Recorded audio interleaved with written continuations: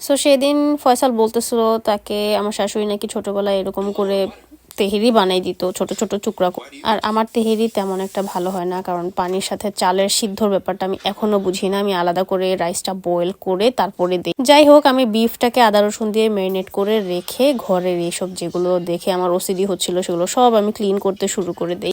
এগুলো সব ক্লিন করে দেখছো তো আমার চুলটা কত গ্রিসি হয়েছে। তারপর আমি চুলটা ধুয়ে ফেলি, যে আমি ড্রয়িংটাও সুন্দর করে গুছিয়ে ফেলছি। গুছানোর পরে উপরে এসে বেডরুমটাও গুছাই।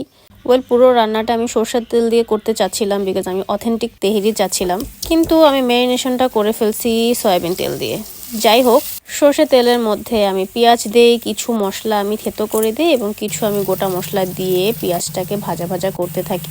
তারপরে আমি গুঁড়া মশলা দিই ধনিয়া আর জিরা এবং সাথে দিই বিরিয়ানি মশলা। এগুলো ঠিকমতো একসাথে দিয়ে আলতো করে নাড়াচাড়া করতে থাকি। ম্যারিনেট করা বিফটা দেখো কত সুন্দর কালার। এটাতে অনেক আমি আদা রসুন দিয়ে নিছি, যেটা যতটুকু আমার লাগবে দিয়ে যেভাবে নাড়াচাড়া শুরু করে দিছি। বাসায় আমার ইয়োগার্ট ছিল না বলে আমি একটুখানি দুধ গরম করে সেটা দিয়ে দিছি। দিয়ে এভাবে রান্না শুরু করে দিছি যাতে কালারটা সুন্দর থাকে, আর একটু লেবু দিয়ে দিছি।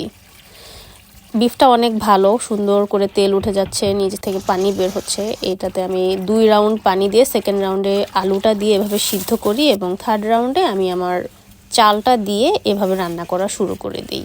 চাল দেওয়ার কিছুক্ষণের মধ্যে আমি একটু এক্সট্রা সরিষার তেল দেই, একটু কিশমিশ দেই, কেওড়া জল, গোলাপ জল আর লেবু সব দিয়ে সুন্দর করে স্লো কুক করতে থাকি। স্লো কুক করলে মানে রাইসটা আগে আমার এত ভালো সিদ্ধ হতো না, এখন একটু হয়। তারপরও কালকে আমি স্যাটিসফাইড ছিলাম না, আর কাঁচামরিচ ছিল না বলে আমি গ্রিন পেপার দিয়ে দেই। ফসল তো এসেই বাসায় আম্মুকে ফোন দিয়ে বলতেছে তনুর বিরিয়ানি করছে, সুন্দর ঘ্রাণ বেরোচ্ছে, খুব খুশি হয়ে খাইছে।